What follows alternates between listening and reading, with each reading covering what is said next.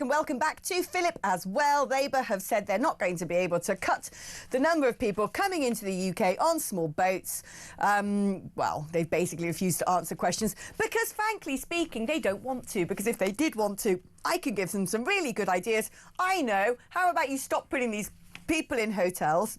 I know. How about if they're in military barracks, you just lock them in there? I know. How about they don't get anything other than a cold bucket of gruel on a roof over their head? And I know. How about you actually stop a boat halfway across the channel, send it back to France and send a message that this route is now closed? Philip, your thoughts? Indeed. Well, first of all, they said that, well, we don't have any targets for this, okay? It's silly to kind of set ourselves targets because we won't reach them. So essentially what they're saying, decoding that, is what you've just said. There's no way we're going to deal with this. We don't want to deal with this. What we're going to do instead, we're going to leave women and children vulnerable to undocumented males from primitive cultures who are just going to pour in. I think last year we had, what, 41,500 people come over in small boats. It was the second biggest number. We can expect something like that again this year. That is actually, and I'm thinking about Kroger, actually. I'm thinking about all of those people just foisted on a small community. And I'm thinking about the impact that these men have on children's lives, specifically Kroger, because you had there, didn't you? One day they were there, and you can imagine parents saying to their kids, well, no, you can't play out. You can't go out with your mates. You can't see your friends. It's too dangerous. That changes children's lives. That impacts on children's lives. And of course, much more terrible things happen. This government do not care. They are governing by the day. My God, they're governing by the hour.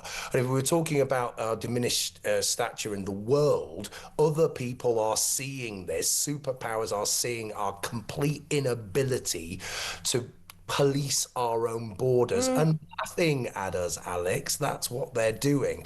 So these people are just an embarrassment. And not only are they an embarrassment, they're gaslighting us. They're saying that this is the thing. You talked about our inability to police our own borders. I'm pretty sure we could if we wanted to. But I think about, and you're saying other countries looking at that and laughing at us, countries like China.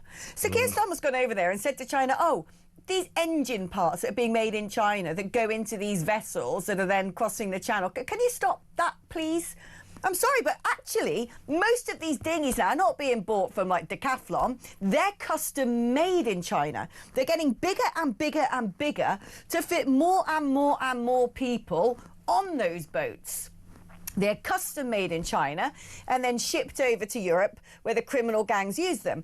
And I'm sorry, but countries such as Iran, Russia and China, who are all in a tidy little friendship group together, are using migration as grey zone warfare. They're using it to destabilise this country. They're using things such as bot farms, and China in particular via TikTok, psyops, to destabilise this country. So Keir Starmer should have said to China, you're not getting anything from financial services. Your students are not coming to British universities anymore because you do these things. Not go over there, having handed all of that on a silver platter, and then say, oh, can you stop making the odd widget? As if the Chinese Communist Party don't know that that's happening. They know everything. It's a surveillance state. They know exactly what's being made in China in order to aid and abet the mass migratory flows.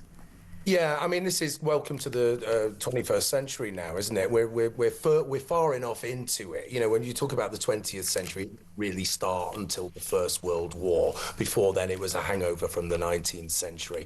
Now we are far enough into the 21st century. We see what it's going to be like, and it is actually quite terrifying because it is power politics of the most brutal kind. And the kind of warfare you're describing, you're absolutely right to describe it as warfare. We literally do have, I would say, we have Islamist boots on the ground now in this country. Many of of them. And we got them elected into blimmin' Parliament, mate. We've got them elected into Parliament. We are dealing with their issues, but it's a kind. I mean, I don't want to sound like a ridiculous conspiracy theorist, but it's not. It's just true. This is infiltration, and this is what we're going to see much more of going into the 21st century. And it just feels like our country is either really naive, really stupid, or they're about to pack up and just go away and forget it all. I think there's a mixture. I think there's a mixture. There's a mixture of people who are doing things willfully for reasons I cannot even begin to entertain, that they actually want these mass migratory flows and they think that we actually need to sort of destroy our civilization. I think there are people who do this with willful intent. And then there are Muppets who think they're on the right side of history by cheerleading it. Muppets, for instance, like the Labour Westminster Council, who have declared that borough a sanctuary for migrants. I mean, it's just revolting. When I lived in Westminster myself, it was lovely. Low council taxes, really clean. You didn't have to pay the diminished ULEZ charge because you lived there. Fairly cheap parking for residents.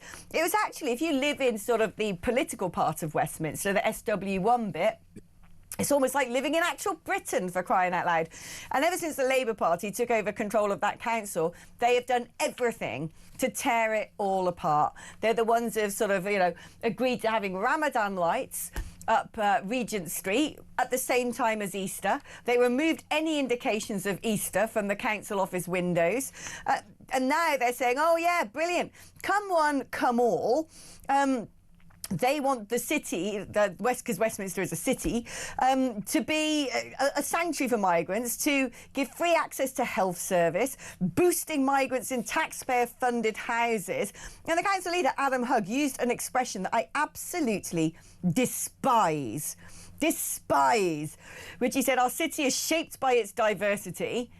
No, it's not. It's shaped by its history and heritage.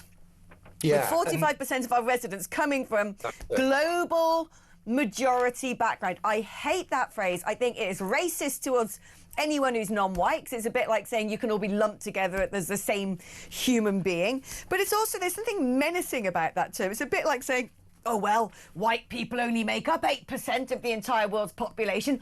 Give us a small second and we'll get rid of them completely. Yeah, it's almost like they're saying, they're coming for you. But the tone of this idiot's, rhetoric when he was talking about that 45%, and he was saying, "Oh, this is amazing. This is brilliant. This is why we're the best city in the world." No. People are being replaced, literally being replaced by people who have no contact, no love for the place, who are just here for what they can get. And I know, because I work in Westminster like you, and I kind of love the place, but I've seen it diminish and diminish and diminish over the years. So it used to be beautiful. The architecture is gorgeous there around where I work, and of course right across from the Houses of Parliament. But the thing is, it's got dirty. It's got dangerous. I think it's actually now the most dangerous place in the country, and it's the most crime-ridden place in the country. This is Westminster. This is SW1. It's insane. And I think that really symbolises, it really brings together all of the stuff we're talking about, how really we are dealing with the utter lunacy of the chattering classes, the ruling classes, who are here to sink the ship and put us in danger. Totally. I think just up the road from your offices, there's something on the corner there that looks a bit like a dubious form of accommodation with usual suspects lurking around outside. I don't know if you've seen that yourself, but there's I have, on Little Peter Street. It's just Great Peter, whatever it's called, near Tufton Street. Yeah. I know it really well. But the heartbreaking thing is, it's beautiful round there. You turn a corner and John Gielgud's old house was there. Okay, there are plaques galore. It's the most quintessentially English, beautiful place. When I lived there 10 years ago, I was on Vincent Square, and I used to go to the good old Marquis of Granby all the time, of course, who doesn't go to the Mog, and I would walk home. When the pub shut, I'd always walk home late at night, and I never, ever had any problems, never felt frightened. It was such a high-trust neighbourhood in London. And to hear that in the period of a decade, it's become that crime-ridden is heartbreaking.